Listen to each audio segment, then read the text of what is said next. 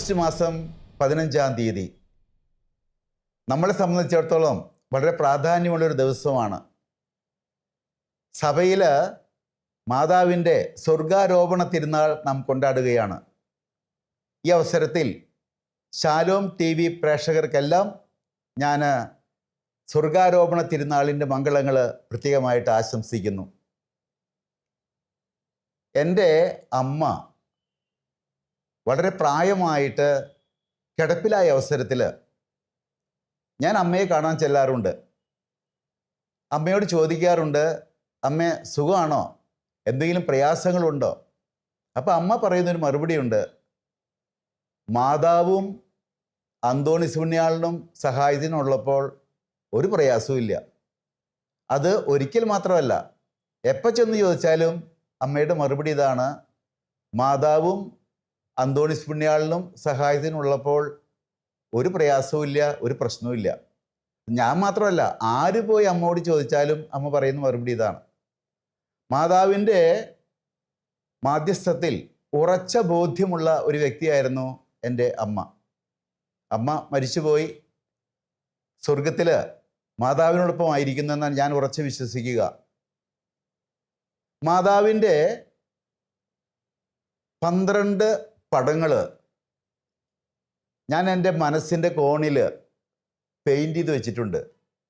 ആ 12 ചിത്രങ്ങളെ നിങ്ങളിത് പരിചയപ്പെടുത്താനായിട്ടാണ് ഞാനിവിടെ ആഗ്രഹിക്കുക. ഒന്നാമത്തെ പടം ഇതാണ്. മാലാഖയുടെ മുമ്പിൽ മുട്ടുകുത്തി നിൽക്കുന്ന മാതാവ്.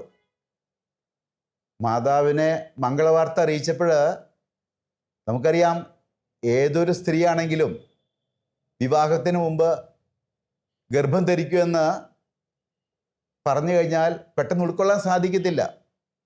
മാതാവ് അതുപോലെ തന്നെ മംഗളവാർത്ത അറിയിച്ച മാലാഖയോട് പ്രതികരിച്ച്, ഇപ്പം മാലാഖ ഒരു തിരിച്ചറിവ് മറിയത്തിന് പറഞ്ഞു കൊടുക്കുന്നുണ്ട്. ആ തിരിച്ചറിവ് എന്താണെന്നറിയാവോ? ദൈവത്തിന് അസാധ്യമായതൊന്നുമില്ല. മാനുഷികമായി ചിന്തിച്ചാൽ നടക്കണമെന്നില്ല, പക്ഷെ ദൈവത്തിന് അസാധ്യമായതൊന്നുമില്ല. ഞാൻ മാലാഖ പറഞ്ഞതിൻ്റെ കൂടെ ഒന്നും കൂടി കൂട്ടിച്ചേർത്ത് ചിന്തിക്കാറുണ്ട്, ദൈവത്തെ കൂടാതെ മനുഷ്യന് സാധ്യമായതും ഒന്നുമില്ല. എന്തായാലും ഈ തിരിച്ചറിവാണ് മറിയത്തിന് ഇതാ കർത്താവിൻ്റെ ദാസി എന്ന് പറയാനായിട്ട് അവസരമൊരുക്കിയത്. ദൈവത്തിരുമനസ്സിന് കീഴ്വഴങ്ങുന്ന അമ്മ, അത് ദൈവത്തിന് അസാധ്യമായതൊന്നും ഇല്ലെന്നുള്ള തിരിച്ചറിവ് മാലാഖയിലൂടെ ലഭിച്ചപ്പോഴാണ് ആ ദൈവത്തിരുമനസ്സിന് കീഴ്വഴങ്ങുന്ന മനോഭാവം മറിയത്തിൽ അങ്കുരിച്ചതും മറിയം ഇതാ കർത്താവിൻ്റെ ദാസി എന്ന് പറഞ്ഞതും. മാലാഖയുടെ മുമ്പിൽ മുട്ടുകുത്തി നിൽക്കുന്ന അമ്മയുടെ ഫോട്ടോ എൻ്റെ മനസ്സിൻ്റെ കോണിൽ വരച്ചു വെച്ചിരിക്കുന്നത് ഈ ഒരു ചിന്ത എൻ്റെ മനസ്സിലേക്ക് കൊണ്ടുവരാൻ വേണ്ടിയിട്ടാണ്. ഇതാ കർത്താവിൻ്റെ ദാസി എന്ന് പറയുന്ന മനോഭാവം, ഇതാ കർത്താവിൻ്റെ ദാസൻ എന്ന് പറയുന്ന മനോഭാവം എനിക്ക് നിങ്ങൾക്കൊക്കെ സ്വന്തമായി ഉണ്ടാകേണ്ട ഒരു മനോഭാവമാണ്. നമ്മൾ പലപ്പോഴും ഇതാ കർത്താവിൻ്റെ ദാസി, ഇതാ കർത്താവിൻ്റെ ദാസൻ, നിന്റെ തിരുമനസ്സുപോലെ നിറവേറ്റ എന്നൊക്കെ പറയും. അത് 2 വിഭാഗം ആളുകളുണ്ട്. ഒരു വിഭാഗം ആളുകൾ പറയുന്നത് എന്തുകൊണ്ടാണെന്നറിയാവോ? വേറെ നിവൃത്തിയില്ലാണ്ടോ, വേറെ നിവൃത്തിയില്ല, വേറൊരു നിർവാഹമില്ലാത്തതുകൊണ്ട് നിവൃത്തിയില്ലാതെ വരുമ്പോൾ ദൈവത്തിൻ്റെ തിരുമനസ്സിന് കീഴ്വഴങ്ങുന്ന ആളുകളുണ്ട്. വേറൊരു വിഭാഗം ആളുകളുണ്ട്, സന്തോഷത്തോടു കൂടി ദൈവത്തിൻ്റെ തിരുമനസ്സിന് കീഴ്വഴങ്ങുന്ന ആളുകൾ. നമ്മൾ ഈ 2ാമത്തെ വിഭാഗത്തിലാണ് പെടേണ്ടത്. നിവൃത്തിയില്ലാതെ വരുമ്പോൾ പെറുപിറുത്തുകൊണ്ട് ദൈവത്തിരുമനസ്സിന് കീഴ്വഴങ്ങുന്ന ആളുകളാകരുത് നമ്മൾ. ഞാനൊരിക്കൽ ഒരു ഇടവകയിൽ ഇങ്ങനെ വീടുകൾ കയറി ഇറങ്ങുമ്പോൾ ഒരു വീട്ടിൽ തളർവാത രോഗം ബാധിച്ച് കിടക്കുന്ന ഒരു രോഗിയെ കണ്ടു. ഞാൻ രോഗിയുടെ അടുത്ത് ചെന്ന് സംസാരിച്ചു. ഒരു 10-70 വയസ്സായ ഒരു ചേട്ടനാണ്, ഒരു കുടുംബനാഥനാണ്. അപ്പോൾ തളർവാത രോഗം പിടിപെട്ടു, തീരെ കിടപ്പിലായി, വളരെ വിഷമിച്ചിരിക്കുകയായിരിക്കും.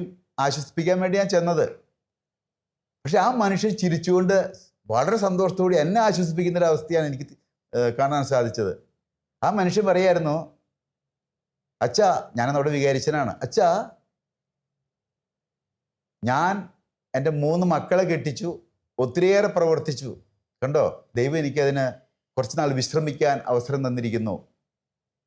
തളർവാത രോഗത്തെ വിശ്രമിക്കാൻ ദൈവം തന്ന അവസരമായി കണ്ടുകൊണ്ട് സന്തോഷത്തോടെ ദൈവ തിരുമനസ്സിന് കീഴ്വഴങ്ങുന്ന ഒരു വ്യക്തിയെ ഞാൻ ആ വീട്ടിൽ കണ്ടു. നമ്മളൊക്കെ അങ്ങനെയാണോ എന്ന് മാലാഖയുടെ മുമ്പിൽ മുട്ടുകുത്തി നിൽക്കുന്ന അമ്മയുടെ മനോഭാവം ഉൾക്കൊണ്ട് വിചിന്തനം ചെയ്യണമെന്നാണ് ഈ തിരുനാൾ ദിനത്തിൽ ഞാൻ ആഗ്രഹിക്കുക. രണ്ടാമതായിട്ട് എൻ്റെ മനസ്സിൻ്റെ കോണിൽ പെയിൻറ് ചെയ്ത് വെച്ചിരിക്കുന്ന ഒരു പടമുണ്ട്. അത് ഓടുന്ന അമ്മയുടെ ഒരു പടമാണ്. ഓടുന്ന അമ്മ, അയിൻകാര്യം ഗ്രാമത്തിലേക്ക് തിടുക്കത്തിൽ ഓടുന്ന അമ്മ. എന്തിനാണെന്നറിയാവോ? എലീശാമ്മയെ ശുശ്രൂഷിക്കാനായിട്ട്, ഇളയമ്മയായ എലീശാമ്മയെ ശുശ്രൂഷിക്കാനായിട്ട് തിരുവചനം പറയുന്നു തിടുക്കത്തിൽ ഓടിയെന്ന് പറയുന്നത്. തിടുക്കം എന്തിനാ? മറ്റുള്ളവരെ ശുശ്രൂഷിക്കാൻ തിടുക്കം. ഗർഭിണിയായ മറിയത്തിനത്, സ്ത്രീകൾക്കറിയാം ഗർഭാവസ്ഥയിൽ ഒത്തിരിയേറെ ശാരീരിക ബുദ്ധിമുട്ടുകളും ക്ലേശങ്ങളൊക്കെ ഉണ്ട്. അത് മറിയത്തിനും ഉണ്ട്. തൻ്റെ അസ്വസ്ഥതകളും ക്ലേശങ്ങളും പരിഗണിക്കാതെ അവഗണിച്ചുകൊണ്ട് മറ്റൊരാളുടെ ക്ലേശങ്ങളിൽ സഹായിക്കാനായിട്ട് പോകുക മാത്രമല്ല, തിടുക്കത്തിൽ പോകുന്ന അമ്മ. ആ ഓടുന്ന അമ്മയുടെ പടം എൻ്റെ മനസ്സിൻ്റെ ഒരു കോണിലുണ്ട്. രണ്ടാമതായിട്ട് എനിക്ക് നിങ്ങൾക്കൊക്കെ ഉണ്ടായിരിക്കേണ്ട ഒരു മനോഭാവമാണിത്. നമ്മുടെ ക്ലേശങ്ങൾ, ബുദ്ധിമുട്ടുകളൊക്കെ വിസ്മരിച്ചുകൊണ്ട് മറ്റുള്ളവരുടെ ബുദ്ധിമുട്ടുകളിൽ, ക്ലേശങ്ങളിൽ അവരെ സഹായിക്കാനായിട്ട് തിടുക്കത്തിൽ ഉത്സാഹത്തോടു കൂടി മുന്നോട്ട് വരിക, പോവുക. ഞാൻ ഇവിടെയും ഓർക്കുന്നൊരു വ്യക്തിയുണ്ട്, ഒരു നേഴ്സ്, ഒരു ഹെഡ് നേഴ്സാണ്. അവൾക്ക് ഡയാലിസിസിന് അവൾ വിധേയമാകപ്പെടേണ്ടി വന്നു. ഡയാലിസിസാണ് അവൾക്ക്, ആ നേഴ്സിന്. ആ നേഴ്സ് ഡയാലിസിന് വിധേയയാണ്. അങ്ങനെ 2-3 മണിക്കൂർ ഡയാലിസിസ് ചെയ്യുന്ന അവസരത്തിൽ ഈ നേഴ്സ് എന്താ ചെയ്യുന്നറിയാവോ? മൊബൈലിലൂടെയൊക്കെ ഓരോ രോഗികൾക്ക് നിർദ്ദേശം കൊടുക്കുകയാണ്, സഹായിച്ചുകൊണ്ട്. ഇങ്ങനെ ചെയ്യ്, അങ്ങനെ ചെയ്യ്, ഇങ്ങനെ ചെയ്യ്, ഫുൾ ടൈം. അവിടുത്തെ ഡോക്ടർ എന്നോട് പറഞ്ഞ വിശേഷമാണത്. അവളുടെ ഈ രോഗാവസ്ഥയെക്കുറിച്ചുള്ള വിഷമവും ദുഃഖവും പ്രയാസവും ഒന്നുമല്ല അവളുടെ പ്രശ്നം. അപ്പോഴും അവളുടെ ചിന്ത പോണത് മറ്റുള്ള രോഗികളെ ആശ്വസിപ്പിക്കാനുള്ള മനോഭാവം. ഞാനപ്പോൾ ഓർക്കുകയാണ്, മാതാവ് തൻ്റെ ക്ലേശങ്ങൾ വിസ്മരിച്ചുകൊണ്ട് എലീശാമ്മയെ ശുശ്രൂഷിക്കാൻ ഓടുന്ന ആ മനോഭാവം അല്ലേ ഈ നേഴ്സ് സ്വന്തമാക്കിയിരിക്കുന്നത്. അതുകൊണ്ടല്ലേ ഡയാലിസിസ് നടക്കുന്ന സമയത്തും കൂടി മറ്റുള്ള രോഗികളെ ആശ്വസിപ്പിക്കാൻ ആ ടൈമും കൂടി അവൾ ഉപയോഗപ്പെടുത്തുന്നത്. നമ്മൾക്കും ഈ മനോഭാവം സ്വന്തമാക്കാം. എൻ്റെ പ്രശ്നങ്ങളും ക്ലേശങ്ങളും എനിക്ക് പ്രശ്നമല്ല, മറ്റുള്ളവരുടെ പ്രശ്നങ്ങളിലേക്ക് ആശ്വാസകരങ്ങളുമായി ഇറങ്ങിച്ചെല്ലാനുള്ള മനോഭാവം, അതും തിടുക്കത്തിൽ, മറക്കരുത്. മൂന്നാമതായിട്ട് എൻ്റെ മനസ്സിൻ്റെ കോണിൽ വരച്ചു വെച്ചിരിക്കുന്ന മാതാവിൻ്റെ ഒരു ചിത്രമുണ്ട്. അത് കഴുതപ്പുറത്തിരിക്കുന്ന അമ്മയുടെ ചിത്രമാണ്. പൂർണ്ണ ഗർഭിണിയായ മറിയത്തെയും കൊണ്ട് ഔസേപ്പിതാവ് യാത്ര പോവാണ്. നിങ്ങൾക്കറിയാം ബൈബിളിലെ ഭാഗങ്ങൾ. അത് കഴുതപ്പുറത്താണ് പോയതെന്ന് ബൈബിളിലുണ്ടോ എനിക്കറിയത്തില്ല. എന്തായാലും പല ചിത്രങ്ങൾ അങ്ങനെയുണ്ട്. പൂർണ്ണ ഗർഭിണിയായ മറിയത്തെ കഴുതപ്പുറത്തിരുത്തിക്കൊണ്ട് ഔസേപ്പിതാവ് ഇങ്ങനെ ബഹുദൂരം യാത്ര ചെയ്യുന്ന രംഗങ്ങളെ ചിത്രീകരിക്കുന്ന പടങ്ങൾ. അങ്ങനത്തെ ഒരു പടം എൻ്റെ മനസ്സിൻ്റെ കോണിൽ വരച്ചു വെച്ചിട്ടുണ്ട് ഞാൻ. ആ ഗർഭപാത്രത്തിൽ കിടക്കുന്ന ഉണ്ണിയേശു ചിന്തിക്കുന്നുണ്ടാകും, ഞാൻ ഒരു ദിവസം കഴുതപ്പുറത്തിരുന്ന് യാത്ര ചെയ്യേണ്ടവനാണ്. എളിമയുടെ മൂർത്തിഭാവമായി കഴുതപ്പുറത്തിരിക്കുന്ന കർത്താവിനെ ഇതാ മുൻകൂട്ടി മറിയം ഉദരത്തിൽ വെച്ചുകൊണ്ട് മുൻകൂട്ടി കഴുതപ്പുറത്തിരുത്തി സഞ്ചരിക്കുന്നു. ആ കഴുത എളിമയെ സൂചിപ്പിക്കുന്ന ഒരു മൃഗമായിട്ട് നമ്മൾ ചിത്രീകരിക്കാറുണ്ട്. വീണ്ടും മാതാവിൻ്റെ എളിമയുടെ മനോഭാവത്തിലേക്ക് നമ്മുടെ മനസ്സിനെ കൊണ്ടുവരണമെന്നാണ് ഞാൻ ചിന്തിക്കുക. കഴുതപ്പുറത്തിരിക്കുന്ന ഈശോ, ഉണ്ണിയേശുവിനെ ഉദരത്തിൽ വഹിച്ചുകൊണ്ട് കഴുതപ്പുറത്തിരിക്കുന്ന മറിയം. എവിടെയൊക്കെ എളിമയുണ്ട് അവിടെയൊക്കെയാണ് ദൈവാനുഗ്രഹം ഉണ്ടാകത്തുള്ളൂ. താഴ്ന്ന സ്ഥലത്തേക്കാണ് വെള്ളം ഒഴുകുക. അതുപോലെ എളിമയുള്ളിടത്തേക്കാണ് ദൈവാനുഗ്രഹം വർഷിക്കപ്പെടുക. ഉയർന്ന സ്ഥലത്തേക്ക് വെള്ളം ഒഴുകില്ല. അതുപോലെ തലക്കനവും തണ്ടൊക്കെ കൊണ്ട് നടക്കുന്നവരിലേക്ക് ദൈവാനുഗ്രഹം ഒഴുകില്ല. അതുകൊണ്ട് അമ്മയെപ്പോലെ, മറിയത്തെപ്പോലെ എളിമയുള്ളവരാകാൻ, ഈഗോ കോംപ്ലക്സ് വെടിഞ്ഞ് ഈശോയെ ഉള്ളിൽ വഹിച്ചപ്പോഴാണ്, ഉദരത്തിൽ ഈശോ ഉള്ളത് കൊണ്ടാണ് ഈഗോ കോംപ്ലക്സ് മറിയത്തിൽ നിന്ന് മാറിയതെന്നാണ് ചിന്തിക്കുക. നമുക്കൊക്കെ ഈഗോ അകത്ത് വരുമ്പോൾ നമ്മുടെ ഹൃദയത്തിൽ ഈശോ ഉണ്ടാവില്ല. അപ്പോൾ ഈഗോയെ മാറ്റി ഈശോയെ കയറ്റണം. അപ്പോഴാണ് ദൈവാനുഗ്രഹം നമ്മിലേക്ക് വർഷിക്കപ്പെടുക. അങ്ങനെ കഴുതപ്പുറത്തിരിക്കുന്ന അമ്മയുടെ ഒരു പടം എൻ്റെ മനസ്സിലുണ്ട്. ഇനിയും കാലിത്തൊഴുത്തിൽ പ്രസവിച്ച് കിടക്കുന്ന അമ്മ. നാലാമതായിട്ട് എൻ്റെ മനസ്സിൽ കോണിൽ ചിത്രീകരിച്ചിരിക്കുന്ന, പെയിൻ്റ് അടിച്ചു വെച്ചിരിക്കുന്ന മാതാവിൻ്റെ പടമാണ് കാലിത്തൊഴുത്തിൽ പ്രസവിച്ച് കിടക്കുന്ന ഒരു അമ്മയുടെ പടം. എന്തോരം സുഖസൗകര്യങ്ങൾ ഉള്ള സ്ഥലങ്ങളുണ്ട് ഈ ലോകത്തിൽ. ഏതെങ്കിലും സ്ത്രീകൾ കാലിത്തൊഴുത്തിൽ പ്രസവിക്കുന്നത് കേട്ടിട്ടുണ്ടോ? തീരെ നിർധനരായ വ്യക്തികൾ കടത്തിണയിലൊക്കെ പ്രസവിച്ച് കേട്ടിട്ടുണ്ടാവാം, അല്ലെങ്കിൽ വഴിയോരത്ത്. പക്ഷെ ഇത് കാലുകൾ തൊഴുത്തിൽ പ്രസവിച്ച് കാലുകൾ മധ്യേ തൻ്റെ കുഞ്ഞിനെ കിടത്തുന്ന അമ്മ. പാവപ്പെട്ടവരിൽ പാവപ്പെട്ടവനായി പിറക്കുന്ന ഈശോ ഒരു ജീവിത സൗകര്യമില്ലാത്ത സ്ഥലത്ത് ഈ ദൈവപുത്രന് ജന്മം കൊടുക്കേണ്ടി വരുന്ന ഒരു അമ്മയുടെ അവസ്ഥ ഒന്ന് ആലോചിച്ച് നോക്കിയേ. നമ്മൾ ചിന്തിക്കണം. ഇന്നത്തെ ആധുനിക കുടുംബങ്ങളിൽ അല്ലെങ്കിൽ നമ്മൾ വളർത്തുന്ന മക്കള് പുതിയ എല്ലാ സൗകര്യങ്ങളും വേണം. ഒരു ചെറിയ അസൗകര്യം വന്നാൽ അത് സ്വീകരിക്കാൻ തയ്യാറല്ല. ഒരു ചെറിയ പ്രയാസം വന്നാൽ സ്വീകരിക്കാൻ തയ്യാറല്ല. എല്ലാം മനസ്സിൽ ചിന്തിച്ച് അപ്പം ഇത് കിട്ടണം. പുതിയ സ്റ്റൈൽ അതാണ്. എനിക്ക് തോന്നുന്നു we have to be poor to be with the poor. ഈശോ പാവപ്പെട്ടവരോട് പക്ഷം ചേരുന്നവനാണ്. ഞാനും നിങ്ങളൊക്കെ യേശുവിൻ്റെ ശിഷ്യന്മാരാണെങ്കിൽ പാവപ്പെട്ടവരോട് പക്ഷം ചേരുന്നവരാകണം. പാവപ്പെട്ടവരോട് പക്ഷം ചേരുന്നവരാകണമെങ്കിൽ പാവപ്പെട്ടവരിൽ പാവപ്പെട്ടവനായി പിറക്കണം, ജീവിക്കണം, എങ്കിലേ സാധ്യമാകുള്ളൂ. We have to be poor. ഈ ഏറ്റവും അസൗകര്യമുള്ള ലോകത്തിൽ വെച്ച് ഒരു സ്ത്രീക്കും സംഭവിക്കാത്ത രീതിയിൽ ഏറ്റവും അസൗകര്യമുള്ള ഒരു സ്ഥലം സ്വീകരിച്ച് അവിടെ യേശുവിന് ജന്മം കൊടുത്ത അമ്മയാണ് നമ്മുടെ അമ്മ. അത് ഏത് ജീവിത അസൗകര്യങ്ങളുമായി താതാത്മ്യപ്പെടാനായിട്ട് നമ്മൾ പരിശീലിക്കണമെന്നാണ് ഈ കാലിത്തൊഴുത്തിലേക്ക് നോക്കിക്കൊണ്ട് എനിക്ക് പറയാനായിട്ടുള്ളത്. ഇനിയും മാതാവിൻ്റെ 5ാമത്തെ ചിത്രമാണ് എൻ്റെ മനസ്സിലുള്ളത്. ഇങ്ങനെ അന്വേഷിച്ച് നടക്കുന്ന അമ്മ. എപ്പോഴാണ് അന്വേഷിച്ച് നടക്കുന്നത്? 12 വയസ്സിൽ മകനെ കാണാനില്ല. ഈശോയെ കാണാതായപ്പോൾ അന്വേഷിച്ച് നടന്ന അമ്മയുടെ ചിത്രം. എൻ്റെയും നിങ്ങളുടെയും ജീവിതത്തിൽ ഈശോയെ കാണാതാകുമ്പോൾ ചിലപ്പോൾ കാണാതാവും. ഈ ലോകത്തിൻ്റെ ഓട്ടവും പാച്ചിലിനിടയ്ക്ക് ഈശോയെ കാണാതാവും നമ്മുടെ ജീവിതത്തിൽ. വേഗം അന്വേഷിച്ച് നടക്കണം. എവിടെയാണ് ഈശോ? ഈശോയെ കണ്ടെത്തണം. ഈശോ എൻ്റെ കുടുംബത്തിലേക്ക്, എൻ്റെ ജീവിതമാകുന്ന ഭവനത്തിലേക്ക് ഞാൻ സ്വീകരിക്കണം. ഈശോയെ അന്വേഷിച്ച് നടക്കേണ്ട ആവശ്യകത നഷ്ടപ്പെടുമ്പോഴൊക്കെ. നമ്മൾ മാമോദീസായിൽ കൈക്കുഞ്ഞായിരിക്കുന്ന അവസരത്തിൽ ഒരു കത്തിച്ച മെഴുകുതിരി നമ്മുടെ കയ്യിലേക്ക് പിടിപ്പിച്ചിട്ടില്ലേ? ലോകത്തിൻ്റെ പ്രകാശമായ യേശുവിനെ എൻ്റെ ജീവിതത്തിലേക്ക് സ്വീകരിക്കുക, സൂചിപ്പിക്കാനാണ്. ഈ ലോകത്തിൻ്റെ കാറ്റിട്ട് ചിലപ്പോൾ അത് കെടും. വീണ്ടും കത്തിക്കണം. ഈശോയെ വീണ്ടും കൊണ്ടുവരണം, അന്വേഷിച്ച് കണ്ടെത്തണം.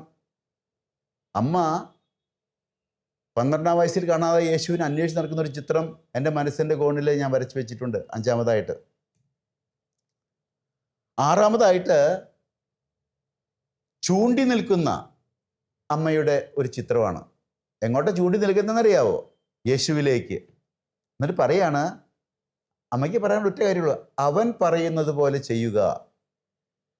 അവൻ പറയുന്നത് പോലെ ചെയ്യുക. അതാണ് അമ്മയുടെ ചൂണ്ടി നിൽക്കുന്ന ചിത്രം നമ്മെ ഓർപ്പിക്കുക. യേശുവിലേക്ക് ചൂണ്ടി നിന്നുകൊണ്ട് നമ്മോട് പറയാണ്, അവൻ പറയുന്ന പോലെ ചെയ്യുക. ഈശോ പറയുന്ന പോലെ ചെയ്യാൻ. ഈശോ എന്താ പറയുന്നത്? ഈശോയ്ക്ക് ഒരു കാര്യം പറയാനുള്ളൂ, പരസ്പരം സ്നേഹിക്കുക, ശത്രുത പാടില്ല, ക്ഷമിക്കുന്ന സ്നേഹം. വേറൊന്നും ഈശോയ്ക്ക് പറയാനില്ല. ഇത് നമ്മളൊന്ന് ആത്മപരിശോധന ചെയ്യണം. അമ്മയുടെ വാക്കുകൾ അനുസരിക്കുന്ന മക്കളാണോ നമ്മൾ? എങ്കിൽ ഈശോ പറയുന്ന പോലെ നമ്മൾ നടക്കും, സ്നേഹിച്ച് നടക്കും, വെറുപ്പും വൈരാഗ്യം കൊണ്ട് നടക്കില്ല, ശത്രുത ഉണ്ടാവില്ല. ശത്രുത ഉണ്ടെങ്കിൽ ഞാൻ അമ്മ പറയുന്ന പോലെ അനുസരിച്ച് അവൻ പറയുന്നത് കേൾക്കുന്നവനല്ല.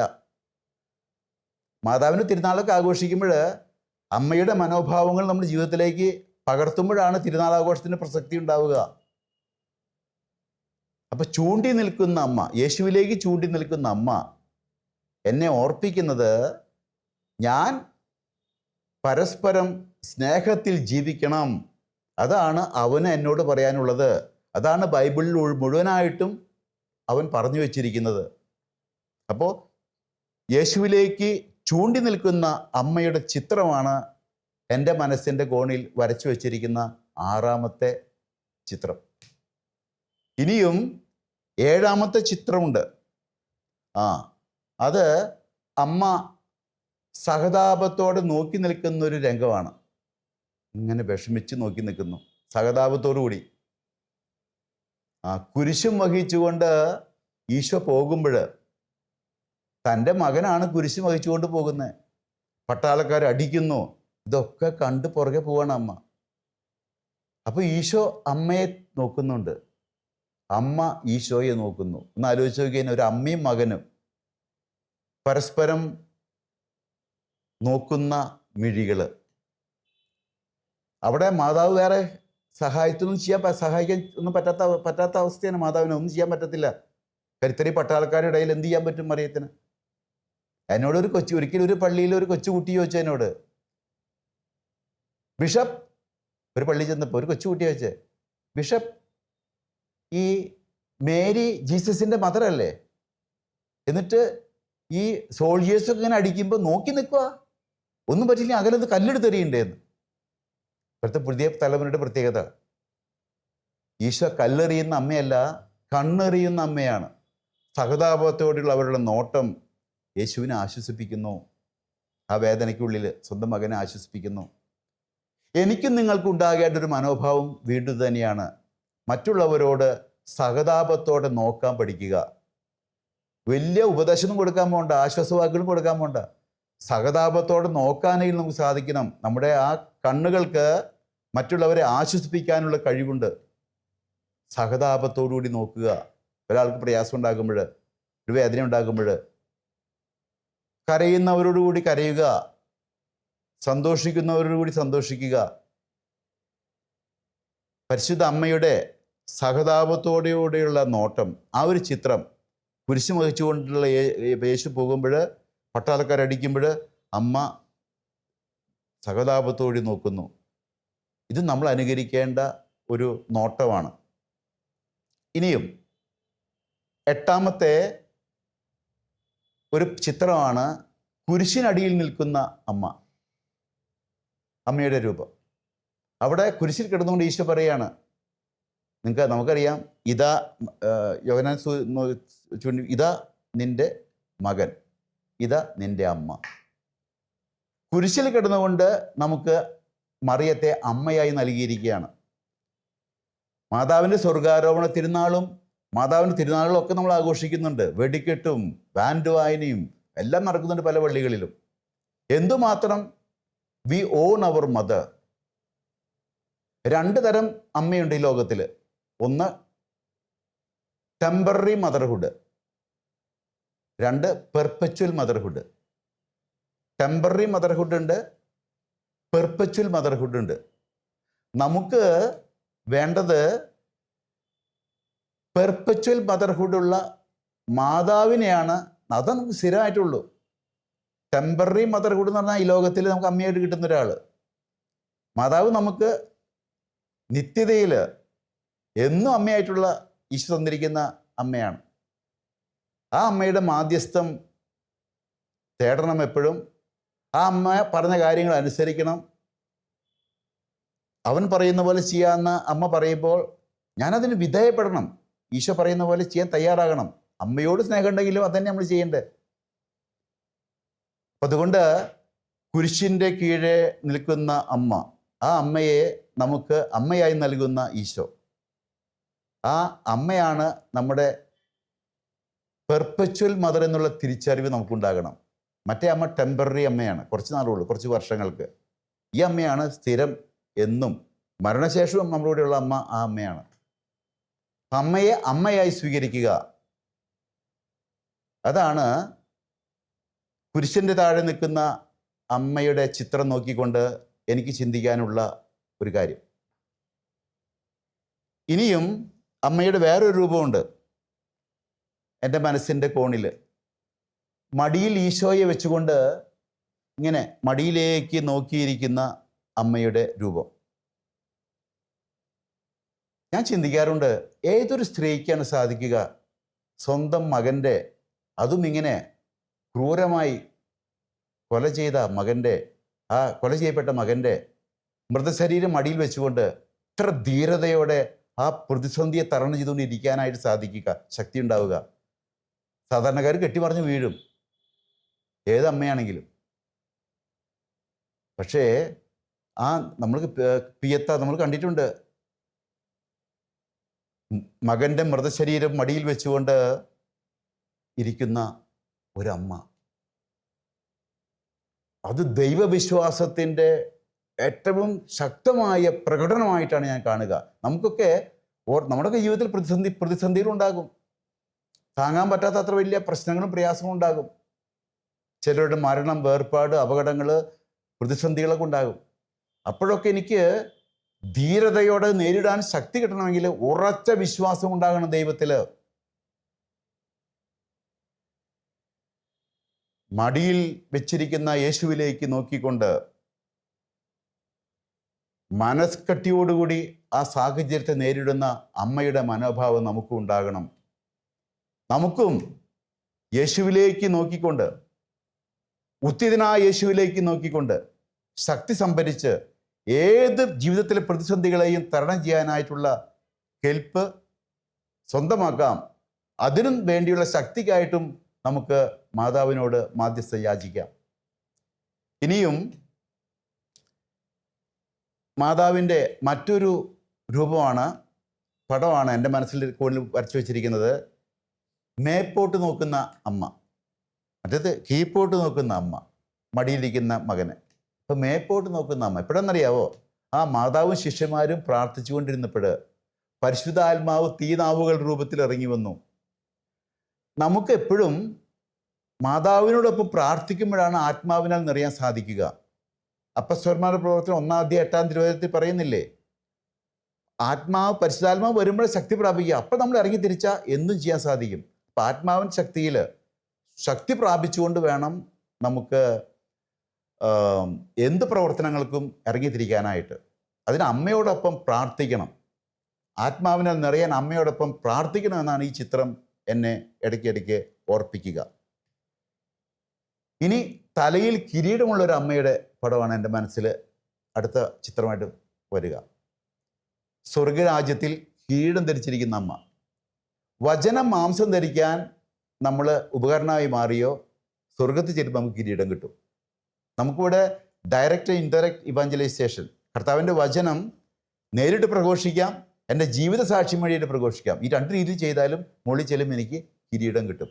അമ്മയോടൊപ്പം ഈ കിരീടം ഏറ്റുവാങ്ങാൻ നിങ്ങൾ ശ്രമിക്കണം. ഇനി ഏറ്റവും അവസാനമായിട്ട് 12ാമതായിട്ട് വൈദികരുടെ ഒരു കൂട്ടത്തിൽ നടുവിൽ നിൽക്കുന്ന ഒരു അമ്മയുടെ രൂപമാണ് എൻ്റെ മനസ്സിൽ ചിത്രീകരിച്ചിരിക്കുന്നത്. വൈദികരുടെ രാജ്ഞിയാണ് അമ്മ. വൈദികർക്ക് സംരക്ഷണം കൊടുക്കുന്ന ആളാണ് അമ്മ. ഞാൻ പറയുന്നത് നമ്മുടെ സഭയിൽ നമ്മുടെ അച്ഛന്മാരെ വളരെയേറെ സംരക്ഷിക്കാൻ അമ്മയോടൊപ്പം നമ്മൾ കുറേ കാര്യം ചെയ്യേണ്ടതായിട്ടുണ്ടെന്ന് ഞാൻ ചിന്തിക്കുക. പ്രധാനമായിട്ടും ഇടവക വൈദികർ ഒത്തിരിയേറെ കഷ്ടപ്പെടുന്നുണ്ടെന്ന്, ഒത്തിരി സ്ട്രെസ്സാണ്. കാരണം ആളുകളുടെ ഭാഗത്ത് നിന്ന് പണ്ടത്തെ ഒത്തിരി മാറ്റം വന്നു. അപ്പം നമ്മുടെ ഭാഗത്തുനിന്ന്, സഭയുടെ ഭാഗത്തുനിന്ന് കൃത്യമായിട്ട് അവർ ഒറ്റപ്പെടാതിരിക്കാൻ അവർക്ക് ഫുൾ സപ്പോർട്ട് കൊടുക്കണം. അപ്പം അതുകൊണ്ട് അച്ഛന്മാരെ സംരക്ഷിക്കാൻ, അതുപോലെ ഇടവകകളിലും ഇടവക സമൂഹവും കുടുംബങ്ങളൊക്കെ അച്ഛന്മാർക്ക് സപ്പോർട്ട് ചെയ്യണം, അവർക്ക് വേണ്ടി പ്രാർത്ഥിക്കണം, അവരെ സപ്പോർട്ട് ചെയ്യണം, അവരെ കുടുംബത്തിൽ അംഗമായിട്ട് കാണണം. ഇന്ന് ഈ ഒറ്റപ്പെടൽ ഒത്തിരിയേറെ, എനിക്ക് അച്ഛന്മാർ പറയാനുള്ള കാര്യം ഇതാണ്. അച്ഛന്മാർ ശ്രദ്ധിക്കണം. നമ്മൾ ഒരു ഇടവകയിൽ ചെല്ലുമ്പോൾ 100 വീടുണ്ടെങ്കിൽ 5-10 പേര് ചിലപ്പോൾ നമുക്ക് എതിരായിട്ട് എന്തിനും പാര വെക്കുന്നവരൊക്കെ ഉണ്ടാവും. അവരോടായിട്ട് ഏറ്റുമുട്ടി അവളുടെ ജീവിതം പാഴാക്കാതെ നമ്മൾ യേശുവിൻ്റെ മുമ്പിൽ പ്രവർത്തനമായിട്ട് മുന്നോട്ട് പോവുക. മറ്റ് 90% ആൾക്കാർ നമ്മോടൊപ്പം ഉണ്ടല്ലോ, പിന്നെ എന്തിനു പേടിക്കുന്നത്? ആവശ്യമില്ലാത്ത സ്ട്രെസ്സൊക്കെ മാറ്റി ഈ ഒറ്റപ്പെട്ട എതിർപ്പുകളിൽ നമ്മുടെ മനസ്സ് മുഴുവൻ മടുക്കാതെ യേശുവിന് വേണ്ടി be in unity in loving and unity in living. അച്ഛന്മാർ തമ്മിൽ ഉണ്ടാകണം.